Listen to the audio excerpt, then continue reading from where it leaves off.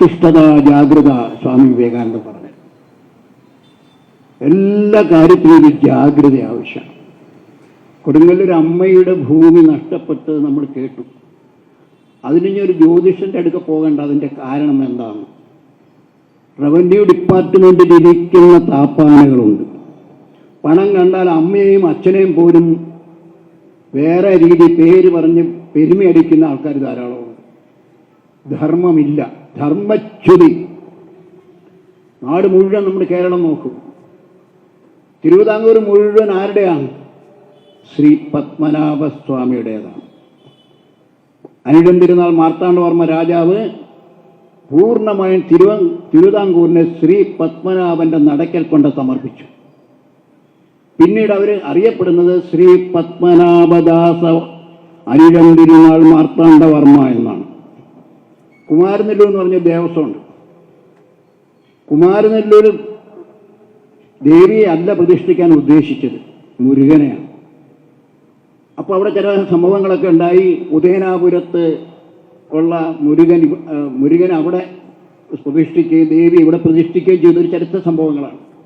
രാജാവ് വരുന്ന സമയത്ത് രാജാവ് ഇതിനെപ്പറ്റി എന്തോ അഭിപ്രായം പറഞ്ഞു. ആ പ്രദേശം മുഴുവൻ മഞ്ഞ് മൂടി. രാജാവ് ഒരു ജ്യോതിഷയോട് ചോദിച്ചു, എന്താ സംഭവം? അത് അമ്മയുടെ ഒരു ഇതാണെന്ന് പറഞ്ഞു.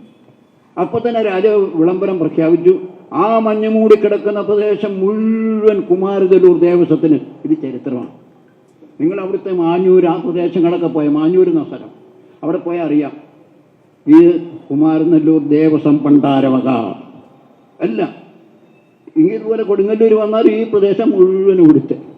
കോഴിക്കോട് പോയ സാമൂതിരിയുടെ, ഇതെല്ലാം നമുക്കറിയാം. പക്ഷെ ഇന്നോ നമ്മുടെ ക്ഷേത്രങ്ങളുടെ ഭൂമി മുഴുവൻ നഷ്ടപ്പെട്ടു. നമ്മുടെ സീതാദേവി ക്ഷേത്രം വയനാട് ലക്ഷക്കണക്കിന് ഏക്കർ ഭൂമിയുടെ സ്വത്താണ്. അന്യാധീനപ്പെട്ടു പോയി.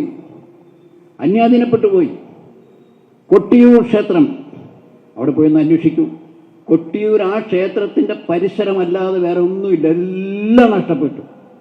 ഒരു കേസിൽ കൊട്ടിയൂർ ദേവസ്വത്തിന് കോടതി പറഞ്ഞു ആ ഭൂമി മുഴുവൻ തിരിച്ചെടുക്കണമെന്ന് പറഞ്ഞപ്പോൾ അന്നത്തെ ദേവസ്വം മന്ത്രി പി ആർ കുറുപ്പ് പറഞ്ഞു, കൊട്ടിയൂർ ഭഗവാൻ ഭൂമിയുടെ ആവശ്യമില്ല. വടക്കുന്നാഥ ക്ഷേത്രം, ഭഗവാന്റെ തിരിച്ചട എന്ന സങ്കല്പമുള്ള വടക്കുന്നാഥ ക്ഷേത്രം, അവിടെയാണ് പൂന്തോട്ടം, വാട്ടർ ടാങ്ക് വേണ്ടെന്നല്ല പറഞ്ഞ് എല്ലാം കൊടുക്കുകയാണ്. ആരാ കൊടുക്കുന്നത്? സ്വന്തം ഭൂമിയിൽ ഒരു ഇഞ്ച് ഭൂമി പോലും കൊടുക്കാത്തവർ ദേവസ്വത്തിൻ്റെയും പൊതുസ്വത്തുക്കൾ മുഴുവൻ അവരുടെ പേരിനും പ്രശസ്തിക്കും വേണ്ടി ദാനം ചെയ്യുന്നു. ഓരോ പ്രദേശങ്ങളിൽ കരുനാഗപ്പള്ളി അടുത്തൊരു ക്ഷേത്രമുണ്ട്, പുതിയ കാവ്. ഏക്കർ കണക്കിന് പോലെ വലിയൊരു മൈതാനം. നാട്ടുകാർ പറഞ്ഞാൽ ഞങ്ങൾക്ക് പന്ത് കളിക്കണം, ഞങ്ങളുടേതാണെന്ന് പറഞ്ഞു. കേസ് നടന്നു, കോടതി അനുകൂലമായിട്ട് വിധിച്ചു. ഇന്ന് നമ്മുടെ പുതിയകാവ് ക്ഷേത്രത്തിൻ്റെയാണ്. ഏലൂർ പാട്ടുപുരക്കൽ ക്ഷേത്രം ഇതേപോലെ ധാരാളം സംഭവങ്ങൾ. കോട്ടയത്ത് മാതൃമല ക്ഷേത്രം, ഇങ്ങനെ ധാരാളം ക്ഷേത്രങ്ങളെ ഭൂമിയെല്ലാം അന്യായപ്പെട്ടു. ഇപ്പം നമ്മുടെ ഒരു ശബരിമല വിമാനത്താവളം എന്ന് പറയുന്നില്ലേ, ആ പ്രദേശം മുഴുവൻ ഒരു ക്ഷേത്രത്തിൻ്റെതാണ്. കേസ് നടന്നുകൊണ്ടിരിക്കുക. ഈ പ്രദേശങ്ങൾ മുഴുവൻ ക്ഷേത്രഭൂമി ഞാൻ എടുത്തെടുത്ത് പറയുന്നത് കാരണം കുറേ ഉണ്ട്, അന്യാധീനപ്പെട്ടിരിക്കുകയാണ്. മഞ്ചേരിയിലെ ഒരു ക്ഷേത്രത്തിൻ്റെ 700 ഏക്കർ മനോരമയുടെ കയ്യിലായിരുന്നു. തെങ്ങ് കൃഷി ചെയ്യാൻ കൊടുത്തതാണ്. അവർ റബ്ബർ വെച്ചു. നമ്മുടെ ഭക്തജനങ്ങളുടെ സംഘടനകൾ ഒന്നിച്ച് ചേർന്ന് കേസ് കൊടുത്തു. 400 ഏക്കർ തിരിച്ചു കിട്ടി. ബാക്കി ഇപ്പോഴും കിടക്കുകയാണ്. ഇങ്ങനെ ഭൂമി നഷ്ടപ്പെടുന്നു. ജാഗ്രത. ഭൂമി മാത്രമല്ല, നമ്മുടെ മക്കൾ നഷ്ടപ്പെടുന്നില്ലേ? എത്ര കേസ് കേൾക്കണം? അതും മാത്രമല്ല, മുഴുവൻ വ്യാജമാണ്, ചതിവാണ്, വഞ്ചനയാണ്. ഞാൻ കഴിഞ്ഞ ദിവസം ഉരുട് പൊട്ടിയ സ്ഥലം കാണാൻ പോയപ്പോൾ വയനാട് ആ പ്രദേശത്ത് ഒരു ഹോട്ടലിൽ കയറി. അതിൻ്റെ പേരാണ് ശരവണ ഭവൻ. ഞാൻ കയറിയ അവിടെ എല്ലാം നോക്കി ഒരു ഫോട്ടോ ഉണ്ടോ, ശരവണനോ ആരെങ്കിലും. ഒരു ഫോട്ടോ ഇല്ല. അപ്പം തന്നെ എനിക്ക് സംശയം തോന്നി. അതായത് ചായ കുടിച്ചു ഇറങ്ങിയപ്പോൾ അവിടെ ഒരു കാവൽക്കാരനുണ്ട്, സെക്യൂരിറ്റി, പാണ്ഡ്യനോട് ഞാൻ അടുത്ത് ചോദിച്ചു, പാണ്ഡ്യൻ ഈ ഹോട്ടൽ ആരുടെ? അത് നമ്മുടെ സത്താറിൻ്റെയാണ്. സത്താർ ശരവണഭവൻ നടത്തുന്നു. കാലടി ശ്രീ ശങ്കരാചാര്യൻ ജനിച്ച കാലടിയിലെ ഉടുപ്പി ഹോട്ടൽ നടത്തുന്നത് മുസ്ലിമാണ്. ആര്യാസ് ധാരാളമുണ്ട്. ഞാൻ പറഞ്ഞെന്നറിയോ, ഇത് വഞ്ചനയല്ലേ? നിങ്ങൾക്ക് ശരവണനെ ഭക്തി കൊണ്ട് നടത്തിക്കൊള്ളൂ, അയ്യപ്പനെ ഭക്തി കൊണ്ട് നടത്തിക്കൊള്ളൂ. ഇതൊക്കെ ചതിയുമാണ്, വഞ്ചനയാണ്. 1000 പ്രാവശ്യം ഇതിനൊക്കെ ആക്ഷേപിക്കുകയും ആ പേരിൽ മുതലെടുക്കുകയും ചെയ്യുന്നു. എല്ലാം മായമാണ്, സർവത്ര രംഗങ്ങളുള്ള മായം. അതുകൊണ്ടാണ് ഞാൻ പറഞ്ഞത് ജാഗ്രത. കഴിക്കുന്ന ഭക്ഷണം, സാധനങ്ങൾ വാങ്ങുമ്പോൾ എണ്ണ, ഇന്ന് നമ്മൾ കൊളുത്തുന്ന എണ്ണ മുഴുവൻ മായമാണ്, ശുദ്ധമല്ല. നെയ്യ് ശുദ്ധമല്ല, ഉറപ്പിച്ച് പറയാം. ഇതിലൊക്കെ ഒരു ജാഗ്രത. നമ്മൾ വഞ്ചിക്കപ്പെടുകയാണ്. സജ്ജനങ്ങളെ, ഭക്തന്മാരെ, ഈ തരത്തിൽ നമ്മുടെ ക്ഷേത്രങ്ങൾ നഷ്ടപ്പെടുന്നു. അതുമാത്രമല്ല, ക്ഷേത്ര ചൈതന്യം. ഇനി ഇതിൻ്റെ എല്ലാം പരിഹാരം കാണേണ്ടത് ആരാ? ക്ഷേത്രം ഭരിക്കുന്ന ആൾക്കാർ. ഇവിടുത്തെ 5 ദേവസ്വം ബോർഡുണ്ട്. 5 ദേവസ്വം ബോർഡും ഈശ്വരവിശ്വാസം ഇല്ലാത്തവരാണ്. ഈശ്വരവിശ്വാസം ഇല്ല. അവരെന്തുകൊണ്ട് അവിടെ പ്രസിഡൻ്റായി, സെക്രട്ടറി ആയി? അവർ പണ്ട് CITUവിൻ്റെ സെക്രട്ടറി ആയിരുന്നു, വേറെ യൂണിയൻ ചുമതല ഉണ്ടായിരുന്നു. ഇന്ന് കൊച്ചി ദേവസ്വം ബോർഡിൻ്റെ പ്രസിഡന്റ് ആരാ? എല്ലാവർക്കും അറിയാം, എല്ലാവർക്കും അറിയാം. അവർക്കെന്ത് ഈശ്വരവിശ്വാസം, അവർക്കെന്ത് ചൈതന്യം, അവർക്കെന്ത് ക്ഷേത്രത്തിൻ്റെ പരിശുദ്ധി. എനിക്ക് ഇവരോടൊക്കെ പറയാനുള്ളത്, നിങ്ങൾ ഏത് തരത്തിൽ എവിടെ വേണേലും പ്രവർത്തിച്ചോ, പക്ഷേ ആ കസേരയിലിരിക്കുമ്പോൾ നിങ്ങൾ ഈശ്വരവിശ്വാസിയായിരിക്കണം. കോടിക്കണക്കിന് ഭക്തന്മാരെ, ഭക്തകളെ നിങ്ങളുടെ മനസ്സിൽ കാണണം. ഒരിക്കലും അല്ല ചെയ്യാൻ പാടില്ല. അങ്ങനെ ചെയ്താലോ താൻ നിരന്തരം ചെയ്യുന്ന കർമ്മങ്ങൾ താൻ അനുഭവിച്ചിടുകന്നേ വരൂ. ശബരിമല ക്ഷേത്രം തീ വെച്ച് നശിപ്പിച്ചവരുടെ അവസ്ഥ ഇന്ന് എന്താണെന്ന് അന്വേഷിച്ചു. കുടുംബം മുഴുവൻ നശിച്ചു, കുടുംബം മുഴുവൻ. ഇത് വെറുതെ അല്ല, ഇത് സത്യമാണ്. ദേവസ്വത്തിൻ്റെ സ്വത്ത്, അതേപോലെ തന്നെ ക്ഷേത്രങ്ങളുടെ ചൈതന്യം കുറയ്ക്കാനുള്ള കൃത്രിമ മാർഗങ്ങൾ, ഇതെല്ലാം സമൂഹത്തെ മുഴുവൻ തകർക്കും, കുടുംബത്തെ തകർക്കും. അതുകൊണ്ട് ഇതെല്ലാം ഈ കാര്യത്തിൽ ഭക്തജനങ്ങൾ കാണിക്കിട്ടാൽ മാത്രം പോരാ.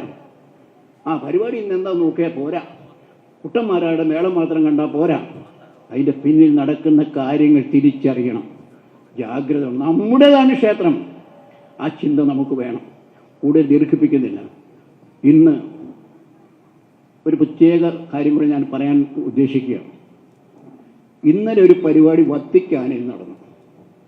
പത്രങ്ങളെല്ലാവരും വായിച്ചിട്ടുണ്ടാവും. സ്വാമി വിവേകാനന്ദൻ 1892 ഷൊർണൂരിൽ വന്ന് തീവണ്ടി ഇറങ്ങി, കാളവണ്ടിയിൽ തൃശ്ശൂർ വന്ന്, കൊടുങ്ങല്ലൂർ വന്ന്, ആൽത്തറയിലിരുന്ന്, അമ്പലത്തിൽ പ്രവേശനം കിട്ടിയില്ല. ഇവിടുന്ന് പോയി കൊച്ചിയിൽ ദിവാൻ്റെ വീട്ടിൽ താമസിച്ചു. അവിടെ തിരുവനന്തപുരത്ത് പോയി, കന്യാകുമാരി പോയി. ഇതൊക്കെ എന്തിൻ്റെ മുന്നോടിയായിരുന്നു? 1893 ചിക്കാഗോ മതമഹാസമ്മേളനം. ആ മതമഹാസമ്മേളനത്തിൽ സ്വാമി പറഞ്ഞു, വസുദൈവ കുടുംബകം, ലോകമേ തറവാടി പുഴുകളും പുഴുക്കളും കൂടി തൻ കുടുംബക്കാർ. പിന്നെ കുറേ പറഞ്ഞു, നമുക്ക് സമയമില്ല. ഞാൻ ഇത് ഓർമ്മിക്കാൻ കാരണം, വത്തിക്കാനിൽ മാർപ്പാപ്പയുടെ സാന്നിധ്യത്തിൽ ശിവഗിരി മഠത്തിലെ സന്യാസി ശ്രേഷ്ഠന്മാർ 4 പേരവിടെ പോയി. ഗുരുദേവൻ രചിച്ച ദൈവശതകത്തിൻ്റെ 100ാം വർഷം ആചരിക്കാനാണ്. മാർപ്പാപ്പ പറഞ്ഞു, നമ്മളെല്ലാം ഒന്ന്, നമ്മളെല്ലാം ഒന്ന്. വിവേകാനന്ദ വസുദൈവ കുടുംബം, ഒരു കുടുംബം, ഇത് പറഞ്ഞു. ഒന്ന് ആലോചിച്ച് നോക്കും. ലോകം മുഴുവൻ ശ്രദ്ധിക്കുകയാണിത്. ഒരു ഭാഗത്ത് നടക്കും. അമ്മമാരെ, സഹോദരിമാരെ, ഹിന്ദുക്കളിൽ പ്രത്യേക സ്വഭാവക്കാരാണ്.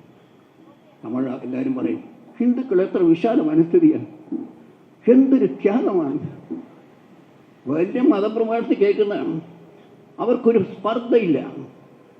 ഇങ്ങനെ കേട്ട് കേട്ട് കേട്ട് കേട്ട് നമ്മൾ അയഞ്ഞ് സമർപ്പിച്ച് മകള് പോയി, സ്വത്ത് പോയി, ധനം പോയി, അധികാരം പോയി.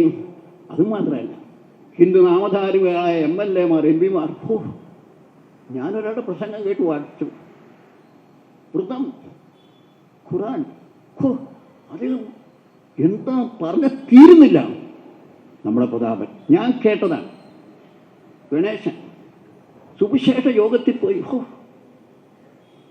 ഇന്നലെ വി സതീശൻ സുവിശേഷ യോഗത്തിൽ പറയാം, ഈ ബിഷപ്പിന് കൊടുത്ത അതേ ദേവി, ആ അമ്മ കന്യാമറിയം എനിക്കും അനുഗ്രഹം നൽകുകയാണ്.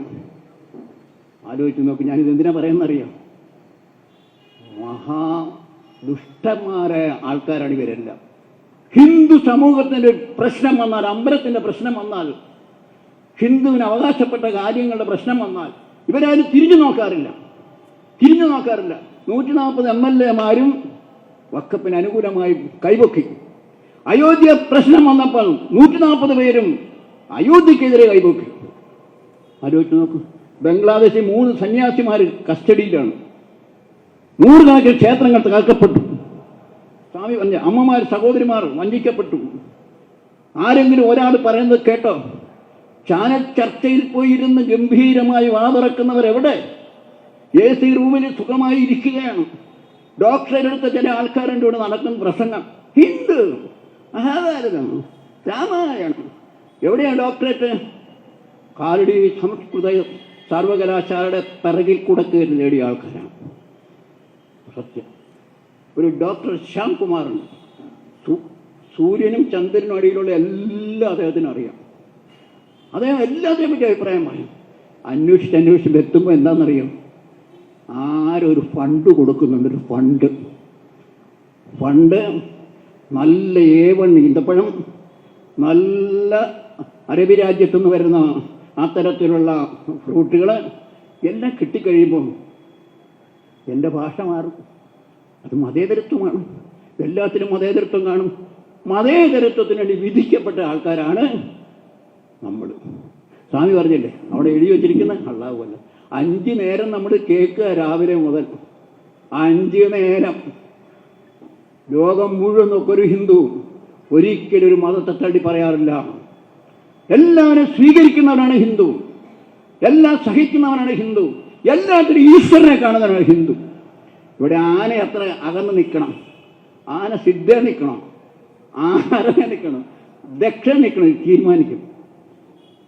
ഒരു ലക്ഷക്കണക്കിന് പശുക്കളെയും കാളകളെയും കൊന്ന് അറത്തിടുന്നതിന് ആർക്കും, മനുഷ്യ സ്നേഹികൾക്കും മൃഗസ്നേഹികൾക്കും ഒരഭിപ്രായമില്ല. ആനയെ പറ്റി നോക്കാം. ആന എത്ര മൃഗങ്ങളെയാണ് കൊല്ലുന്നത്? എവിടെ പോയി പരിസ്ഥിതിക്കാർ? മൃഗസ്നേഹികൾ എവിടെ പോയി? ആർക്കും മുന്നാട്ടില്ല. എല്ലാവർക്കും പറയാനുള്ള ഒന്നേ ഉള്ളൂ, ഹിന്ദു ധർമ്മത്തെപ്പറ്റി, ദേവന്മാരെ പറ്റി, ദേവിമാരെ പറ്റി, ക്ഷേത്രങ്ങളെപ്പറ്റി, വിശ്വാസങ്ങളെ പറ്റിയല്ല. കുറെ കൂടെ കഴിഞ്ഞാലോ രാമായണം, മഹാഭാരതം, ഭഗവത്ഗീത എല്ലാത്തിനെ പറ്റി പറയും. ഇപ്പോൾ വലിയ പറഞ്ഞ ശ്യാംകുമാർ ഗവേഷണം നടത്തുക. ഭഗവാൻ വേദവ്യാസൻ ആരായിരുന്നു?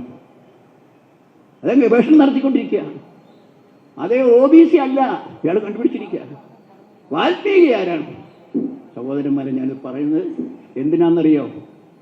ലോകം മുഴുവൻ നോക്കുമ്പോഴും 10,000-കണക്കിന് വർഷത്തെ പാരമ്പര്യമുള്ള ശ്രേഷ്ഠമായ രാജ്യം, സാഹിത്യ, സാമൂഹ്യ, സാംസ്കാരിക, കലാരംഗങ്ങളിലെല്ലാം മുന്നിൽ നിൽക്കുന്ന രാഷ്ട്രം. ശരിയാണ്, ഇടക്കാലത്ത് നമുക്ക് ജാതി ഉച്ചനീചത്വമൊക്കെ ഉണ്ടായിരുന്നു. അതെല്ലാം ഉണ്ടായി, നമ്മൾ അംഗീകരിക്കുന്നുണ്ട്. അതെല്ലാം മറന്നു. സമാജം മുഴുവൻ ഒന്നായിട്ട് മുന്നേറുകയാണ്. ആ സമയത്ത് ഇവരെന്തിനാണെന്ന് അറിയത്? തമ്മിലടിപ്പിക്കണം. അഖില ലോക അടിസ്ഥാനത്തിൽ ക്രിസ്ത്യൻ, മുസ്ലിം, നിരീശ്വരവാദി, ഫ്രീ തിങ്കേഴ്സ്, ഇങ്ങനൊരു കമ്പനിയുണ്ട്. അവർ പറയാണ് ഭാരതത്തിൽ ആരുമില്ല. ആഫ്രിക്കയിലൊരു മൂലയെന്ന് വന്ന ആൾക്കാർ കുടിയേറിയതാണ് ഭാരതത്തിലെന്ന്. അങ്ങനെയുണ്ട്. ചരിത്രത്തെ വളച്ചൊടിക്കും, പാരമ്പര്യത്തെ വളച്ചൊടിക്കും. അത് മാത്രമല്ല, ഈ രാഷ്ട്രത്തിൻ്റെ അടിത്തറയായ സനാതന ധർമ്മത്തെ തകർക്കുക എന്നുള്ളതാണ്. അതിനാണ് ഇവർ മുഴുവൻ പരിശ്രമിച്ചുകൊണ്ടിരിക്കുന്നത്. നമ്മുടെ കൊടുങ്ങല്ലൂർക്കാരൻ വീട്ടിൽ നന്ദകുമാർജി നേരിട്ട് പറഞ്ഞൊരു കാര്യമുണ്ട് എന്നോട്. പണ്ട് ബംഗാളിൽ നിന്നൊരാൾ എറണാകുളത്ത് വെച്ചൊരു സ്റ്റഡി ക്ലാസ്, ഇതേ കോളേജ് പഠിക്കുക, അവിടെ പോയി അദ്ദേഹം പ്രസംഗത്തിലെല്ലാം പറഞ്ഞു, മുഴുവൻ ഭാരതത്തെ പിന്നോട്ടടിക്കുന്നത് മഹാഭാരതമാണ്, രാമായണമാണ്, ഭഗവത്ഗീതയാണ്, വേദങ്ങളാണ്. നന്ദകുമാർ പറയുക, കേട്ടപ്പം കൊണ്ടൊരു വീര്യം തോന്നി. ഞാൻ എന്തായാലും തീരുമാനിച്ചു, എൻ്റെ അച്ഛൻ എന്നും ഭാഗവതം വായിക്കുന്ന ആളാണ്. ഭാഗവതം ശരിക്ക് കണ്ണാടിക്കൂട്ടി വെച്ചിരിക്കുക.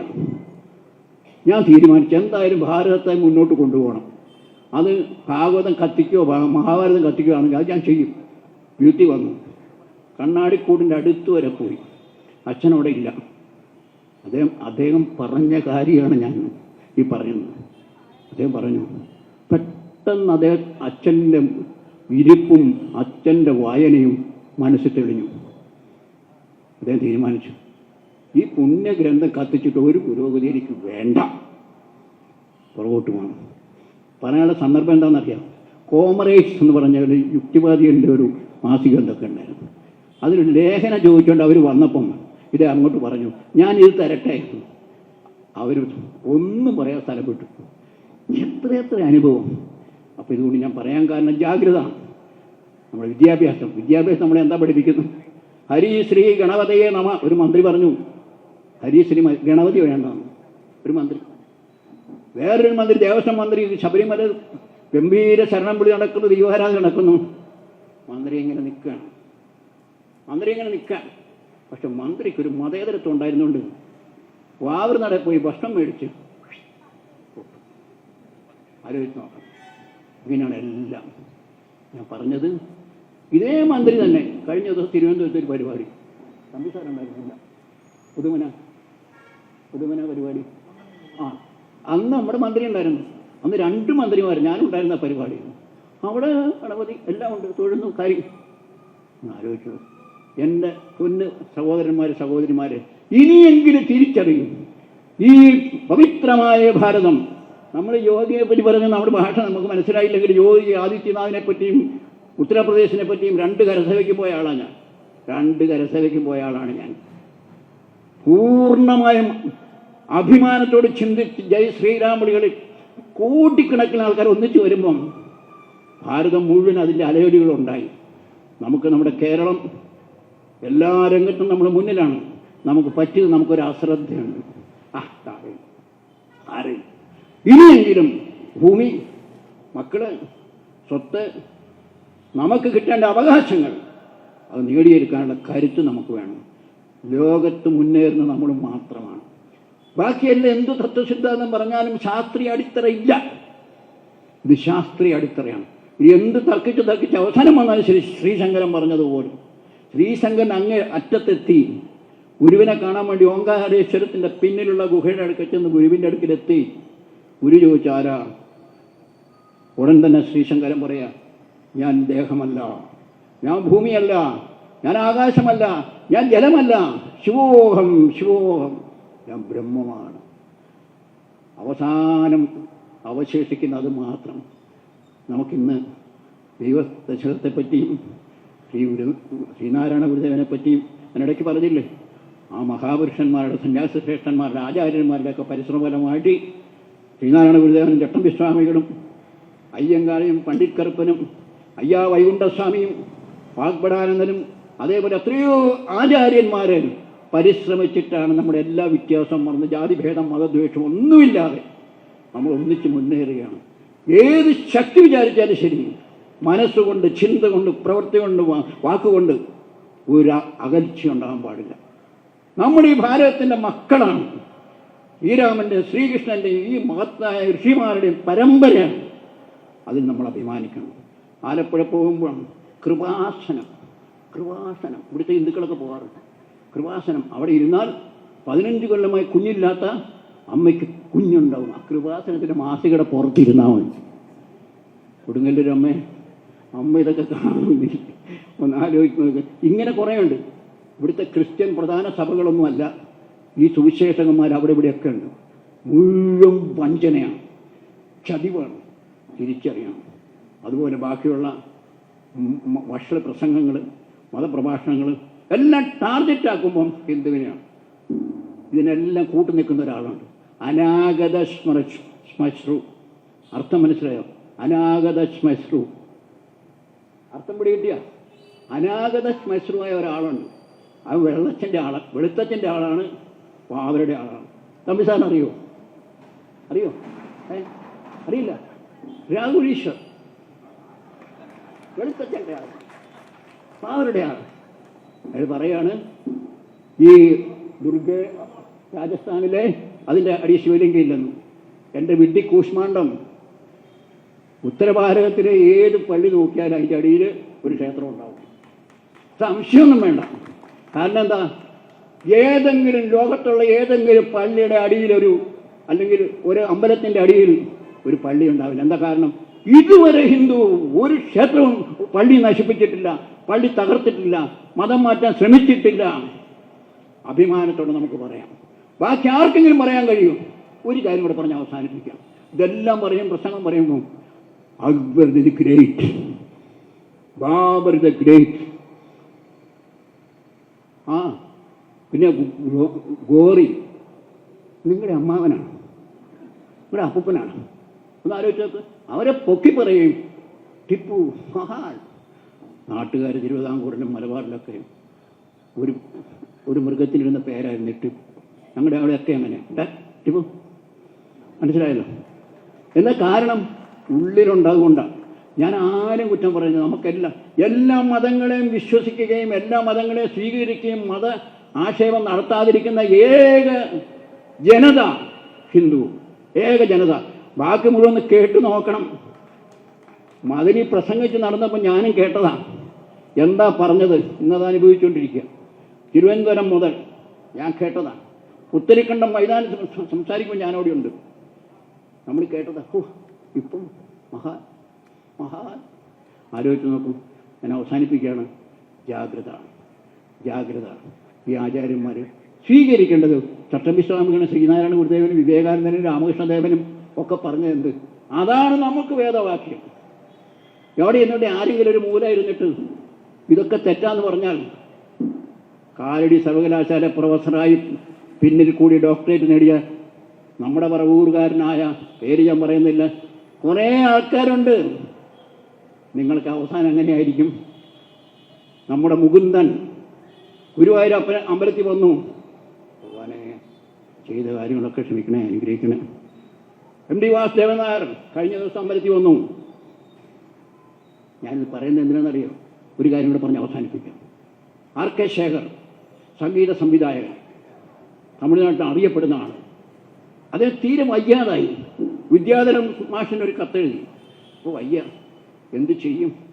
മകനാണ് ദിലീപ്, അമ്മയും മകനും മാത്രം. അപ്പോൾ സഹായിക്കാൻ വേണ്ടി സ്നേഹത്തിൻ്റെ, സൗഹാർദ്ദത്തിൻ്റെ, മതത്തിൻ്റെ ഒരു പ്രതിനിധി അവിടെ എത്തി. ഒരു താടി അവിടെ എത്തി, സഹായിക്കാൻ തുടങ്ങി. RK ശേഖർ മരിച്ചു. പിന്നെ നമ്മൾ കാണുന്നത് മകൻ A റഹിമാൻ, അമ്മ ഫാത്തുമ്മ.